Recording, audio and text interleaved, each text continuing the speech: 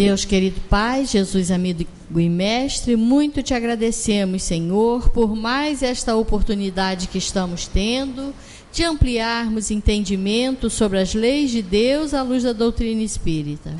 Abençoa-nos, Senhor, para que num esforço bastante grande venhamos a vivenciar tudo que aqui aprendemos. Nesse instante agradecidos, damos graças a Deus e que assim seja. Com a nossa irmã Sueli, a palavra. Bom, vamos dar seguimento ao nosso estudo. Nós estamos ainda falando sobre a alma. Nós estamos nesse capítulo que fala da encarnação dos espíritos. Falamos sobre a finalidade da encarnação e entramos aqui no 2, que é sobre a alma. E o 3, aproveitando essa questão da alma, dando umas pinceladas aqui sobre o materialismo, porque mais lá para frente, no finalzinho aqui, do que nós chamamos o 4º livro, que é o Livro dos Espíritos, ele compreende 4 livros, né? Ele tem a primeira, a segunda, terceira e quarta partes, né? A última fala da justiça divina, que foi de onde Kardec desenvolveu o livro O Céu e o Inferno. Então, mais lá para frente, nesse 4º livro, Kardec aborda o nada e a vida futura. Então, ele fala alguma coisa sobre materialismo, mas aqui, junto com a alma, ele também dá umas pinceladas aí sobre essa questão. Na semana passada, terminamos a nossa conversa com a 138, que pensar da opinião dos que consideram a alma como o princípio da vida material. Então, fizemos a diferença entre o princípio vital e o princípio inteligente. São coisas completamente diferentes. E ficamos de abordar a 139, onde tem aqui um comentário bem grande de Kardec, quando Kardec pergunta aos espíritos sobre se alguns espíritos e antes deles alguns filósofos assim definiram a alma, uma centelha anímica emanada do grande todo. Por que essa contradição?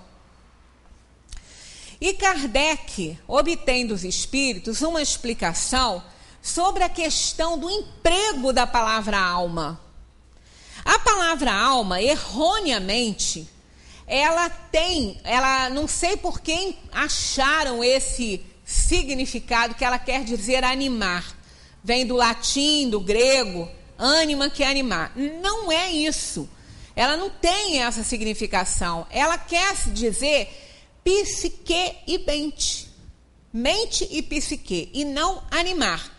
Mas surgiu isso aí, não sei de onde ela pegou essa conotação, e passou a ter essa conotação em muitas coisas. Tipo, o pé da cadeira, a alma da cadeira. Né? Então, porque é aquilo que sustenta a cadeira ali. Mas alma, no sentido que nós vemos aqui em O Livro dos Espíritos, ela não tem essa conotação de sustentar o corpo. Ela dá inteligência à matéria. Foi o que a gente viu na semana passada. Então, aqui, nós temos essas considerações assim, ó. A palavra alma é empregada para exprimir as coisas mais diferentes, não é? Alma das coisas, que é aquilo que tem vida. A pessoa está sem alma, ela está sem vida. Uns chamam alma ao princípio da vida. E nessa acepção é exato dizer, figuradamente, que a alma é uma centelha anímica emanada do grande todo. Os espíritos fazem aqui essa abordagem no sentido não afirmando que alma é isso no emprego dela aqui na codificação. Mas se quisermos dar essa conotação para ela, podemos dar. mas não tem nada a ver com a conotação de alma como princípio espiritual, o princípio inteligente. É uma coisa diferente. Então, nós podemos chamar da maneira que a gente quiser. Não vai invalidar o significado da palavra alma no seu verdadeiro sentido e não conotativo, que mesmo vindo do latim ela significa mente e psique, como é abordado em toda obra, em toda codificação. Agora, a gente pode chamar alma aquilo que a gente bem entender, como eles falam aqui. Todas essas últimas palavras se referem à fonte universal do princípio vital. Porque, olha só, se ela fosse uma centelha anímica emanada do grande todo, ela retornaria para esse grande todo quando o corpo morresse. Aí ela não seria o princípio inteligente. Que o princípio inteligente, ele está individualizado, ele não retorna para o grande todo. Estamos individualizados, como individualizados também estão aquele princípio, a alma dos animais, que também já está individualizado. Não vai voltar para o grande todo. O princípio vital, sim, esse volta. Esse é absorvido, ele tem origem ali no fluido cósmico universal, como tudo emana dali, em termos materiais. Ele é um fluido que esse sim dá vida à matéria, como nós abordamos na semana passada. Mas não dá a inteligência. A inteligência é dada pelo elemento inteligente. Então, onde tem manifestação de inteligência, tem alma. Porque a alma, ela é o espírito. Ela é esse elemento inteligente. Então, não é a mesma coisa que princípio vital, que é aquele princípio que a organização absorve, a organização molecular absorve quando está formando um corpo orgânico. Então, a planta absorve esse princípio e a planta não tem inteligência, não é? A gente até falou sobre isso, que de uns 5 séculos, há uns 5 séculos, que começou a se voltar mais para esse estudo, o homem foi dado como o centro de tudo e tudo para ele, e todas as outras formas, os outros seres da criação teriam que servi-lo, né? É o antropocentrismo. Então, tudo era voltado para o homem. Então, os animais, no caso, eram simples máquinas. Descartes trouxe essa ideia, né? Que eles eram simples máquinas, que até mesmo os ruídos, os lamentos, os uivos, eram como o barulho que rodas de madeira fazem numa carroça. Essa era a ideia de Descartes. Mas depois isso já foi abolido, não abolido da ideia deles, permaneceu, mas não se tem hoje essa ideia, né? Não só dentro do espiritismo, que a gente já viu que Kardec aborda os espíritos nessas questões, e eles dizem que eles não são simples máquinas, que inclusive eles têm algo que sobrevive ao corpo, né? Então não são simples máquinas. Aquela alma já está individualizada, agora não é ainda um espírito como nós, né, que é assim o máximo da criação, que é o reino hominal, que o material, né, a matéria-prima passando por todos os reinos, esse é o último, o reino hominal. Dentro desse reino hominal, os espíritos vão fazendo a sua evolução e alcançando aí níveis maiores de aperfeiçoamento. Então, essa é a ideia, para chegar ao supremo bem, à liberdade plena, com todo o desenvolvimento intelectual e moral. Então, onde tem manifestação de inteligência, tem uma alma ali. A gente não vê a manifestação de inteligência nas plantas. Elas têm um instinto mecânico, porque o instinto também, como nós temos, não está presente nelas. porque elas têm um instinto mecânico. O nosso instinto, ele deriva do elemento inteligente do universo. Então, a planta tem instinto mecânico, é diferente do nosso, o que já existe, igualzinho ao nosso, no reino da inteligência inferior, no reino dos animais. Então, essas últimas palavras se referem à fonte universal do princípio vital, que eles falam aqui, chamando a alma, né, de princípio de vida, em que cada ser absorve uma porção que devolve ao todo após a morte. Jamais a alma, como se entende como elemento inteligente, vai voltar ao todo, porque ela é a individualização, né? Então, ela não tem mais que retornar a nenhum todo.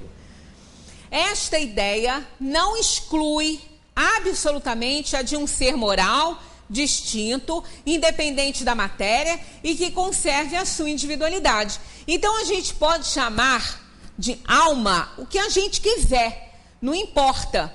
O que importa é que ela tem a conotação aqui em O Livro dos Espíritos, e ela é isso, alma é o elemento inteligente, é o espírito. Mas se nós quisermos dar como alma que anima, como princípio vital, é outra história. E os espíritos dizem que a gente precisa se entender quanto a isso, né? É a este ser que se chama igualmente alma. E nesta acepção pode-se dizer que a alma é um espírito encarnado. Dando da alma diferentes definições, os espíritos falaram segundo as aplicações que faziam da palavra e segundo as ideias terrestres de que estavam ainda mais ou menos imbuídos. Isso decorre da insuficiência da linguagem humana, que não tem um termo para cada ideia, o que acarreta uma multidão de mal entendidos e discussões. Eis porque os espíritos superiores dizem que devemos primeiro nos entendermos quanto às palavras. Isso é um comentário de Kardec. Então, a gente pode chamar o que a gente quiser de alma, não importa, né? Alma da cadeira, que é o pé, claro que ali não tem um elemento inteligente, então não é o elemento inteligente do universo. Então, por causa dessa conotação de alma, ter aí, não sei de onde tiraram isso, a ideia de animar, é que veio isso aí, né? Mas se a gente for procurar, ela em hebraico e no latim, ela tem a significação de mente, de psique, e não de algo para animar. Então, ela dá, sim, inteligência. Lá no início, a gente viu os espíritos aqui, naquelas questões, não sei se 30 e pouco, falando sobre essa questão da união do espírito com a matéria ser necessário para intelectualizar a matéria. Que pensar da teoria da alma subdividida em tantas partes quanto são os músculos, presidindo cada uma as diferentes funções do corpo? Eles respondem que isso também depende do sentido que se quer atribuir à alma. Se nós estamos atribuindo alma a princípio vital, aí sim, ela pode se dividir ali, como o princípio vital se divide ali, animando, né, dando movimento aos músculos. Então, digamos que aí a gente pode dizer, se a gente classificar a alma de princípio vital, pode ser, mas não é a alma como elemento inteligente do universo. Então, toda essa confusão aqui é para mostrar que todas as vezes que alma aparecer aqui, no Livro dos Espíritos ou em qualquer livro, alma significa espírito. E não princípio vital, e não qualquer outra coisa que se queira chamar de alma. E sim, o elemento inteligente, espírito. Não obstante, há espíritos que deram essa definição, né, de alma como sendo aquele que anima, que o princípio vital e tudo. E os espíritos respondem que os espíritos ignorantes podem tomar o efeito pela causa. A alma age por meio dos órgãos, né? Então, a confusão que foi feita por isso. Ó. A alma age por meio dos órgãos, e estes são animados pelo fluido vital, que se reparte entre eles, né? O fluido vital, sim, se reparte entre os órgãos do corpo.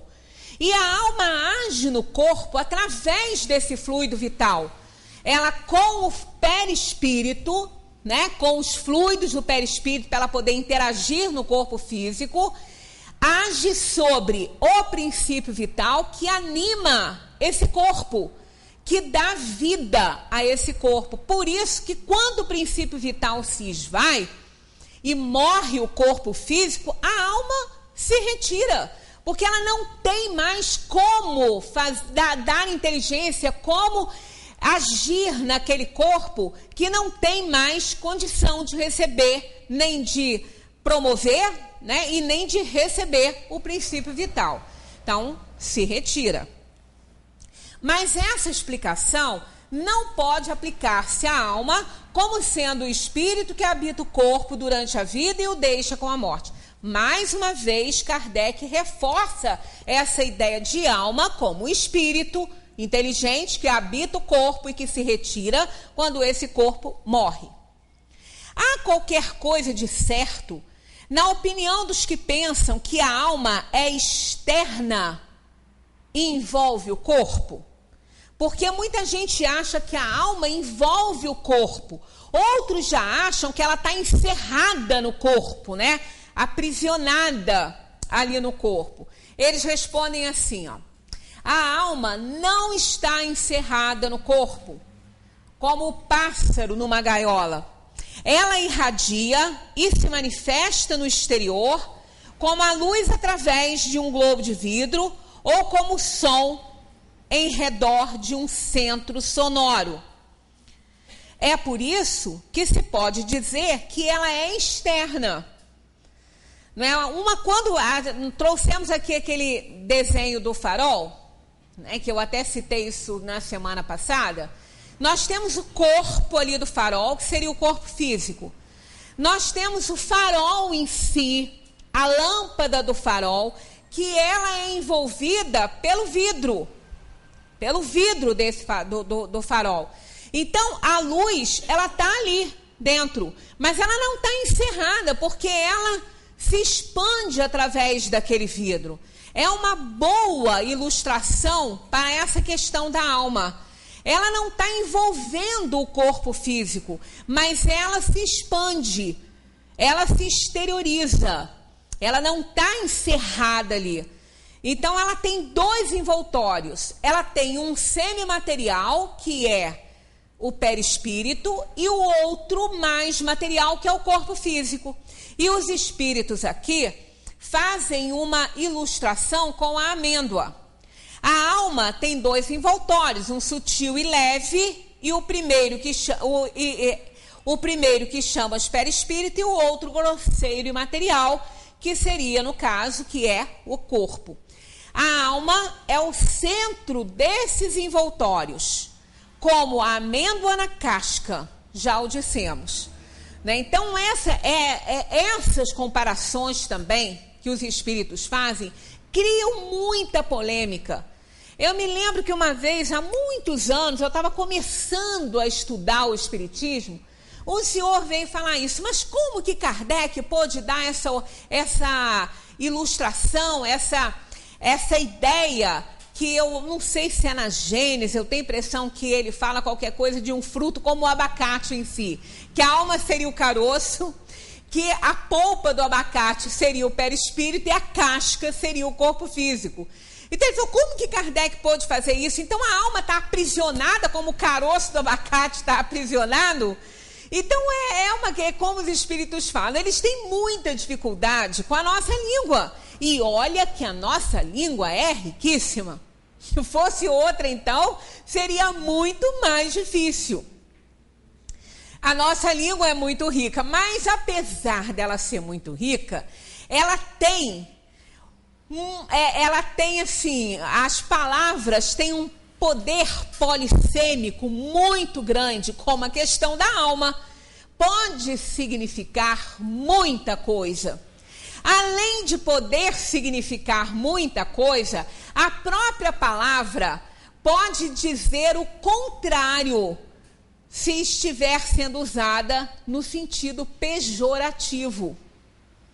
Né? A gente pode falar queridinha para alguém como sendo realmente alguém querido, mas pode falar um queridinha, dependendo do tom que se impõe a essa palavra, querendo dizer justamente o contrário.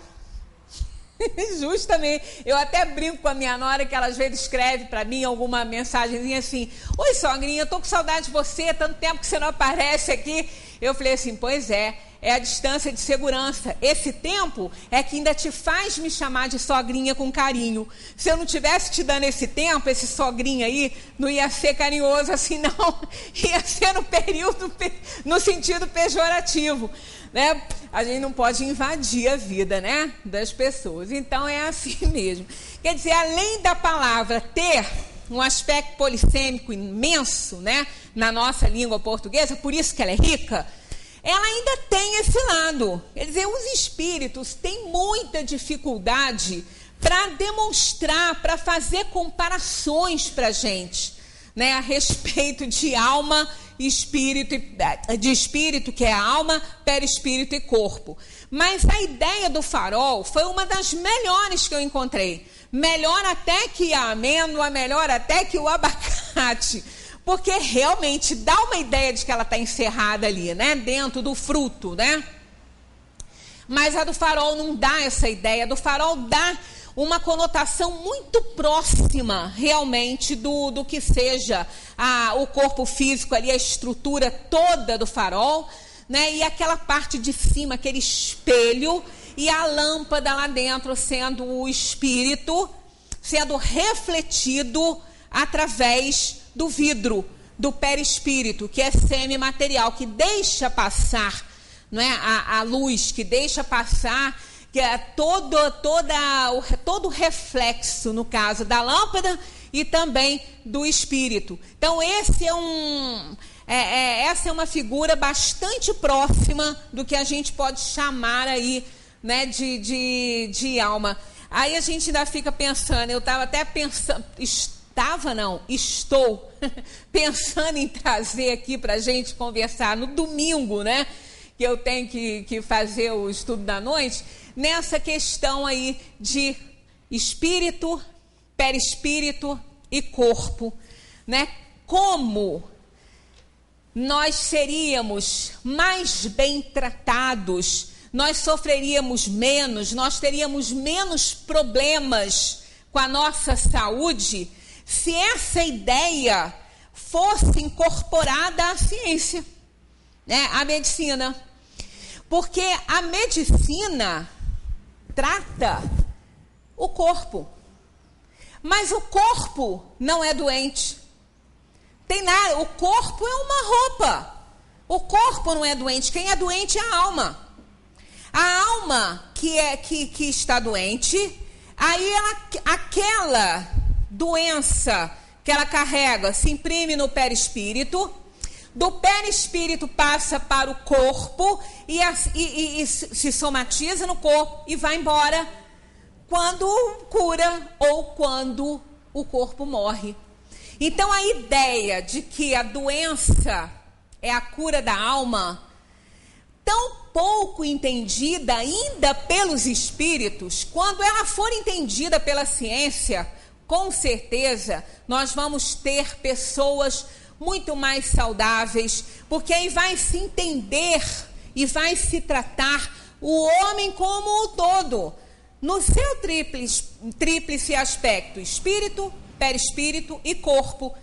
Né? Porque o corpo apenas recebe as coisas, né? Que o perispírito passa para ele vindo do espírito, todas as impressões, e ele manda as reações para o espírito através desse perispírito. Então é um ir e vir de sensações e de impressões.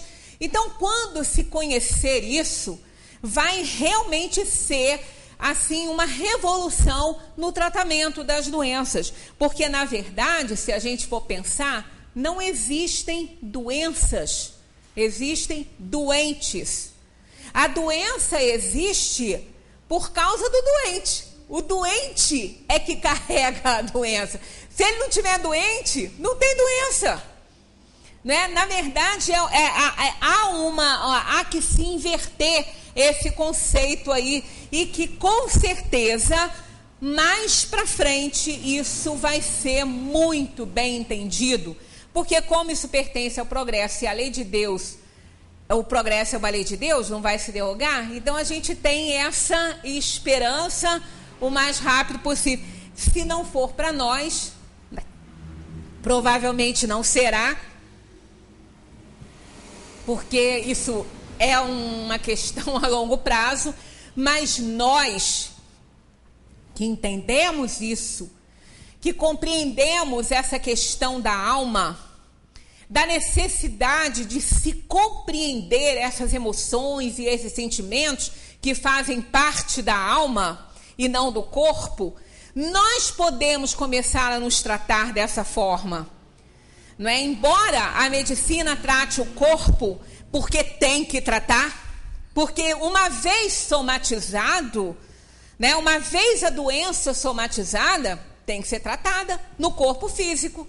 Mas não adianta tratar-se a doença no corpo físico se não se tratar a causa dela, que é a alma doente. Né? Então nós podemos fazer esse tratamento em nós. Não é assim, digamos, não é desconhecido da ciência que a doença tem como causa, muitas vezes, a nossa desarmonia de emoções e sentimentos. Né? Pessoas já fizeram aí uma pesquisa, e isso veio à mídia com muita certeza, que não foi só aqui, que pessoas que passaram por dor intensa, perda de entes queridos, por uma tristeza intensa, desenvolveram câncer, principalmente no sangue, a leucemia. E isso, conotativamente dizendo aí, na parte espiritual, o sangue é vida. O sangue é o fluido da vida. Né? Ele tem que estar bom. Quando ele não está bom, a gente adoece de várias formas.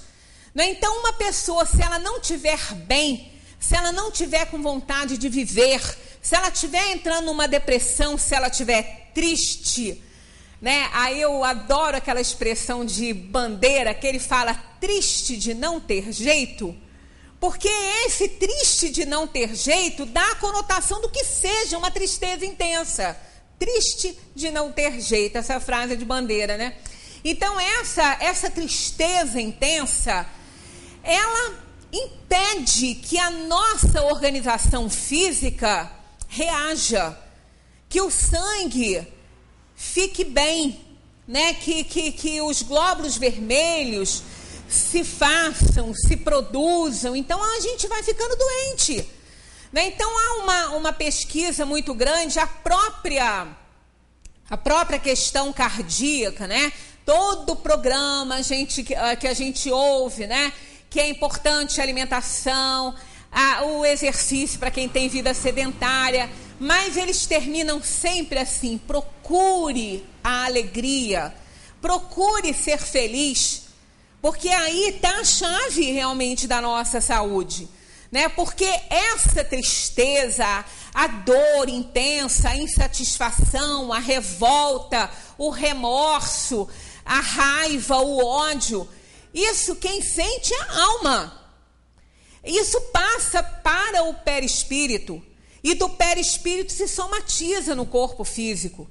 E as doenças kármicas não são mais do que aquelas impressões no corpo físico causado pelo espírito em outras encarnações e que vão se somatizar no corpo físico. Então é muito interessante a gente inverter essas coisas. O corpo adoece, o corpo apresenta doença porque o espírito está enfermo, porque o espírito está doente. mente sã, corpo sã? É isso, né? E isso, ó, há milênios que isso está aí na cultura oriental. Não está desligado, né, da realidade. Tanto que a medicina tradicional chinesa, tradicional mesmo, aquela lá de trás, não são nem os profissionais mais atuais, eles tinham a tarefa de fazer prevenções e não de curar. Inclusive, tinha na época, quando começou a surgir todo esse trabalho de curar, de tratar mesmo, eles eram responsabilizados se o paciente adoecesse, porque era culpa deles. Eles tinham que pagar o tratamento se o paciente adoecesse, porque o trabalho deles era evitar a doença tratando do ser integral, para que ele não ficasse doente, para a doença não surgir. Então era todo um trabalho preventivo, né? E nós estamos caminhando para isso, porque toda a preocupação com a saúde está no sentido de uma boa alimentação, campanhas a respeito disso, exercícios e tudo.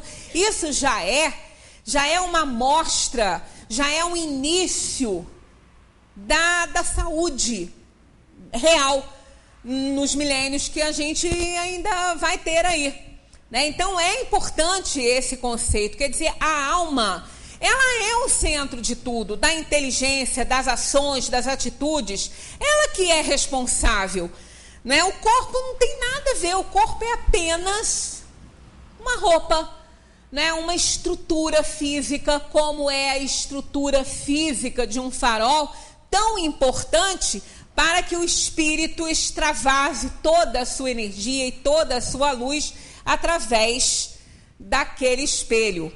E ainda mais, ele dá mais ainda, ele se aproxima mais ainda do ideal quando demonstra a necessidade da limpeza do vidro. Quanto mais transparente for o vidro, quanto mais claro e limpo for o vidro, mais a luz resplandece, mais ela ilumina. Também é assim o perispírito, que aquele vidro simbolizaria, no caso, o perispírito.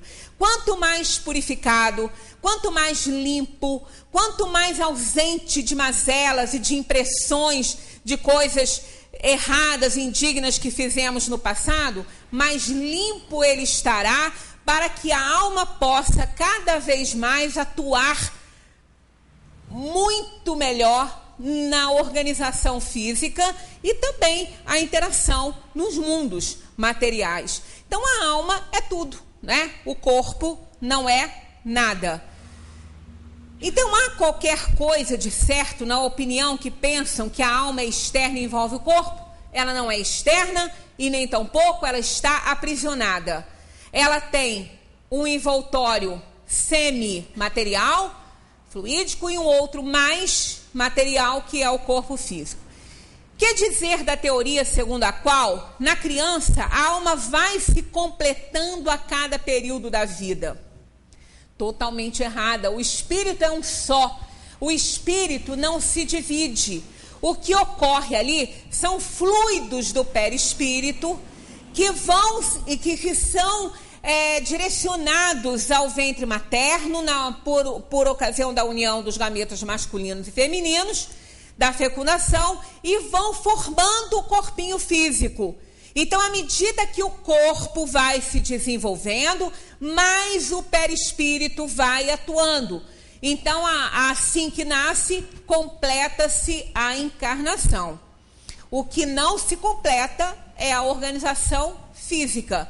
Essa demora mais um pouquinho para que a organização física vá se completando ao longo de alguns anos aí, né? Mas o perispírito e o espírito já estão ali acopladinhos, a alma reencarna na hora que nasce. Porque todos os espíritos não definem a alma da mesma maneira, então. É o que eles falam sobre a questão do termo, né? Das conotações, das significações variadas. os espíritos não são todos igualmente esclarecidos sobre essas questões. Só essa frase aqui já justifica o cuidado que a gente recomenda com as psicografias, com aquilo que a gente lê, ditado por espíritos. Está aqui, ó, os espíritos não são todos igualmente esclarecidos sobre essas questões. Então, para um espírito aí falar que a alma é o princípio vital, ele pode falar, ela não é. Ele não chegou ao ponto de entender que ela não é, então ele diz. E acredita aquele que não estuda a codificação kardeciana, né? Há espíritos ainda limitados que não compreendem as coisas abstratas como as crianças entre vós. Né? A criança tem a visão dela, infantil, ingênua. E a gente sabe que não é, mas deixa, ela vai aprender, ela vai amadurecer e aí vai se chegando, né? Também não podemos cortar todas as fantasias das crianças, né? Há também espíritos pseudo-sábios que, para se imporem, como acontece entre vós, quanto nós temos aqui de espíritos que acham que sabem muito, né? Eu tenho um próximo que tudo sabe de medicina, sabe tudo, sabe todas as doenças, sabe tratamento, sabe isso, sabe aquilo. Eu fico ouvindo, vou fazer o quê, né? Fico quieto. Ela não sabe nada, mas acho que sabe. Então são os pseudo-sábios, aqueles que acham que tudo sabem, né? Mas ninguém sabe tudo, principalmente em plano aí de provação e expiação, né? Além disso, mesmo os espíritos esclarecidos podem exprimir-se em termos diferentes, que no fundo têm o mesmo valor. Sobretudo quando se trata de coisas que a vossa linguagem é incapaz de esclarecer. Há então necessidade de figuras, de comparações que tomais pela realidade. Aí fica a critério de cada um, até que ele chegue, portanto, a um ponto, né, a um consenso.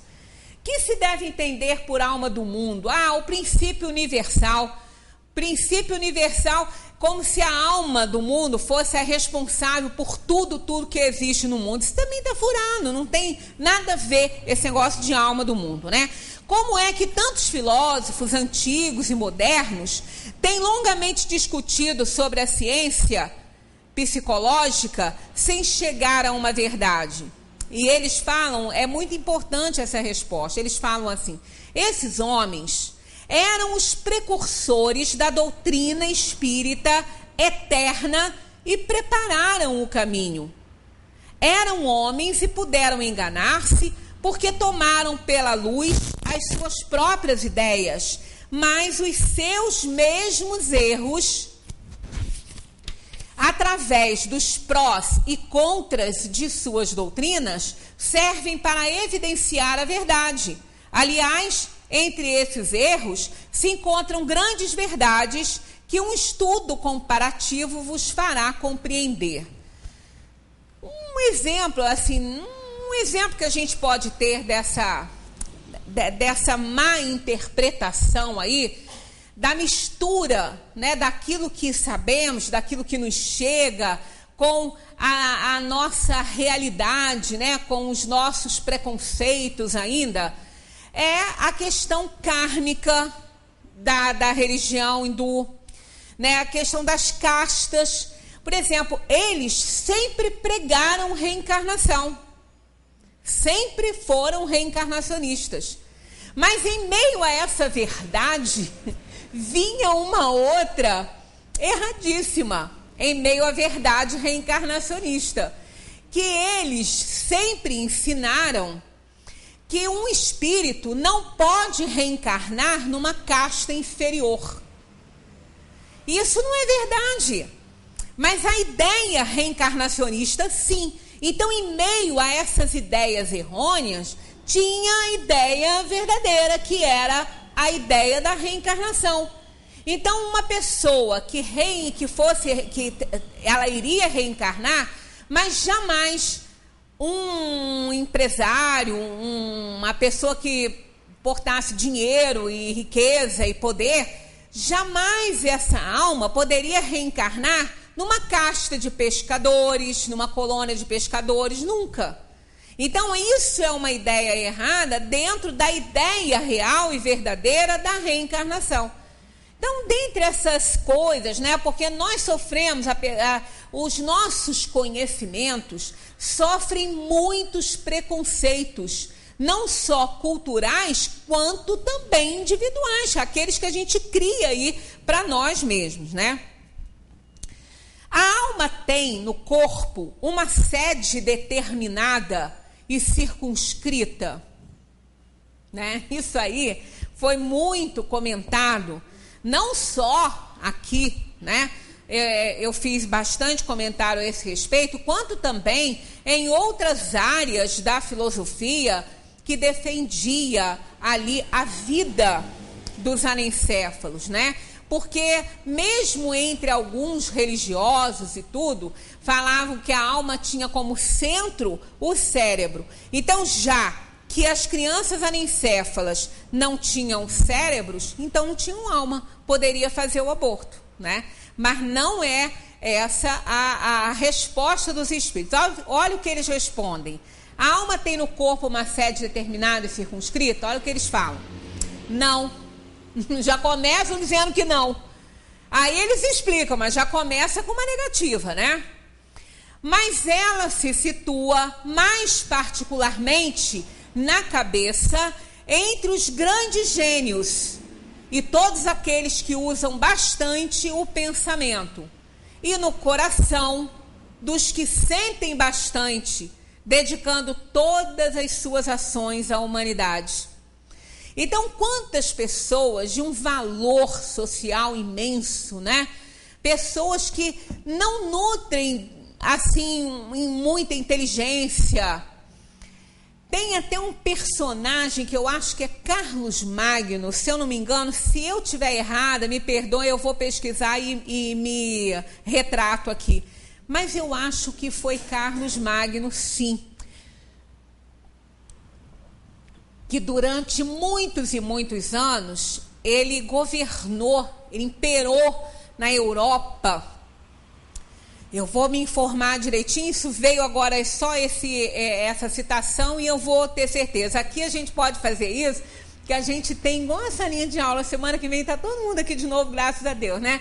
Então, se a gente falar uma bobagem, a gente conserta, porque aí todo mundo vai ouvir o certo, né? Mas eu acho que foi Carlos Magno, sim, que governou durante muitos e muitos anos, e ele levantou a Europa toda devastada pela guerra, pelo horror da barbárie, e ele não tinha cultura nenhuma. Ele era, não analfabeto, claro que não, mas ele não tinha uma intelectualização, né, até, segundo o julgamento errado das pessoas, para ocupar aquele cargo que ele ocupava.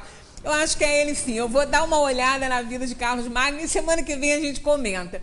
Eu não gosto de fazer um comentário assim sem ter certeza, não. Mas eu acho que é ele, sim. Porque me chamou a atenção uma vez quando eu fiz essa leitura e eu ainda falei, poxa, é um missionário, né? E até Deus permitindo essas coisas, porque mostra que isso é irrelevante diante da moralidade. Não é porque a inteligência aperfeiçoada sem moralidade, ela é muito mais nociva à sociedade do que alguém que não sabe ler, que seja honesto, que seja moralizado. Então, uma pessoa assim é um valor social, mas uma pessoa extremamente inteligente que usa a sua inteligência para o mal, isso é um perigo social, né? Então, a gente percebe muitas situações como materialistas e ateus, que a gente vai entrar nesse assunto, a gente só vai começar mesmo, porque a hora já está se aproximando, né? Pessoas que não acreditam em Deus, que não acreditam na vida além dessa, e que deram exemplos de vida na Terra aqui. A troco de quê? Não acreditavam que a vida continua. Outros não acreditavam em Deus. Por que faziam isso, né? Por que faziam isso? Esse é o assunto que a gente vai entrar aqui, ó. Por que, a questão do materialismo. Por que os anatomistas, os fisiologistas e, em geral, os que se aprofundam nas ciências naturais são frequentemente levados ao materialismo? E os espíritos respondem que o fisiologista refere tudo ao que vê. Orgulho dos homens de tudo creem saber, não admitindo que alguma coisa possa ultrapassar o seu entendimento. Sua própria ciência os torna presunçosos. Pensam que a natureza nada lhes pode ocultar. Mas não é verdade, aqui, na 148, Kardec pergunta assim, não é estranho que o materialismo seja uma consequência de estudos que deveriam, ao contrário, mostrar ao homem a superioridade da inteligência que governa o mundo? Deve-se concluir que esses estudos, então, são perigosos, já que eles estudam, calculam, fazem cálculos e continuam materialistas e ateus? E aí os espíritos respondem, não é verdade que o materialismo seja uma consequência desses estudos. É o homem que deles tira uma falsa consequência, pois ele pode abusar de tudo, mesmo das melhores coisas. E nós já provamos aqui, com artigos no meio científico, que é justamente o contrário. Quanto mais a ciência caminha, quanto mais a tecnologia avança, mais eles põem em dúvida a teoria de que tudo surgiu ao acaso. Mais em dúvida eles botam. Nós vimos aqui, eu trouxe, li até um pedaço, sobre aquela questão de 4 físicos materialistas que são adeptos, da ideia de que o universo surgiu do nada e que tudo foi por acaso. Eles chegaram às conclusões, através dos estudos, com cálculos tão perfeitos, tão precisos, de que o universo, por causa desses cálculos precisos, jamais poderia ter surgido do nada. E que seria fundamental, não é nem necessário, é fundamental mesmo, uma inteligência suprema. Uma inteligência suprema capaz de ter planejado e também manter esse universo do jeito que ele é. Então, eles chegaram a cálculos, esse artigo é muito importante, porque eles chegaram a cálculos tão precisos, dizendo que se as estrelas tivessem uma força de gravidade um pouquinho maior, portanto, elas se queimariam um pouquinho mais rápido, coisa mínima, coisa de fração. Na vida na Terra não seria possível, não haveria condição. Então, eles chegaram àquela conclusão de que a vida surgiu na Terra com um conjunto de extrema precisão. Calor na medida certa, presença de determinados elementos e mais outras coisas que eles descobriram que jamais poderiam sair do nada. Então, eles creem que eles deixam claro que eles não estão provando aí uma divindade, como as religiões mostram, mas eles estão provando a presença imanente, constante, de um ser superior que não só criou, como mantém esse universo. Então, eles já sabem que essa coisa do nada é furada.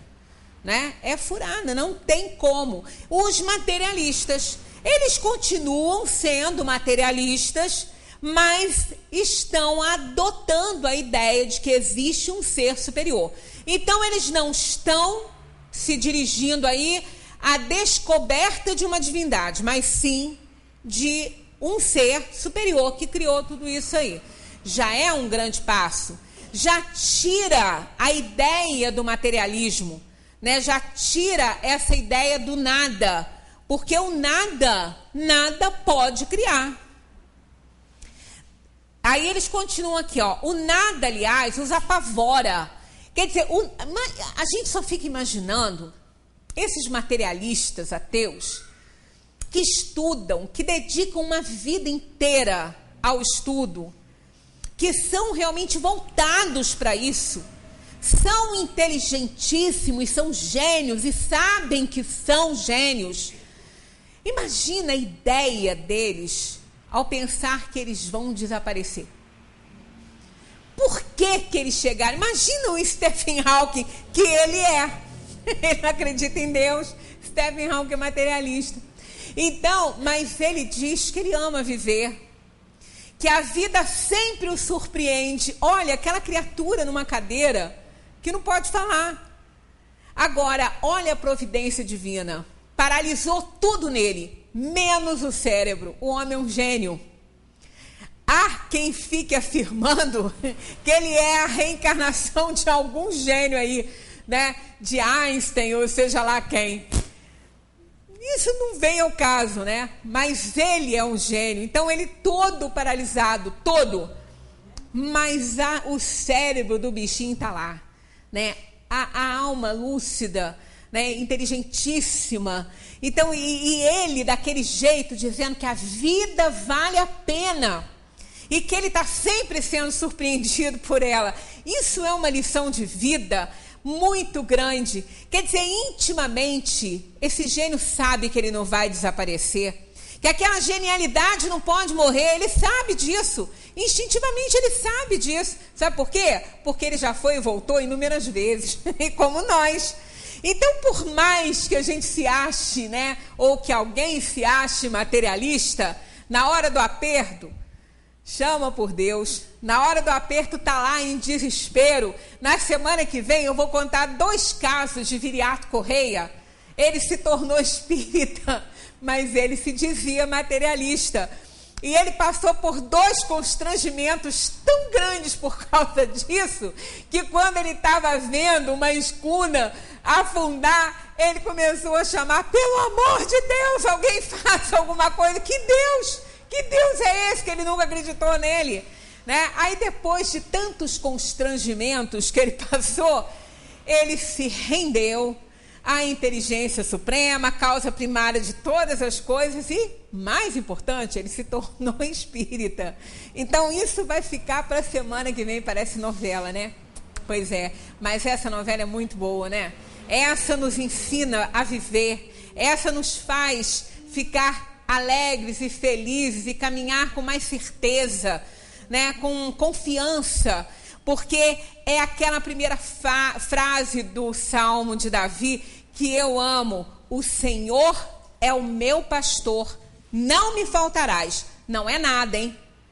Não é nada. A tradução está errada. É não me faltarás. Ah, mas o que te leva a pensar isso? A mim não, que eu sou uma pobre coitada, não vou pensar isso. Os grandes pesquisadores, os tradutores, disseram que esse salmo foi traduzido errado. E se nós formos entender realmente o que significa esta rogativa, não é nada. Nada é coisa material, coisas do mundo. É Ele que não vai nos faltar. Então, o Senhor é meu pastor, não me faltarás. Então, só isso aí já mostra a certeza que nós temos do amor de Deus e que jamais vai abandonar sequer uma ovelhinha do seu rebanho. E nós somos uma ovelhinha desse rebanho. Muita paz para todos. Continuemos a estudar a doutrina espírita. Vamos ler materialismo para a semana que vem, porque é sobre isso que a gente vai falar. Muita paz para todos.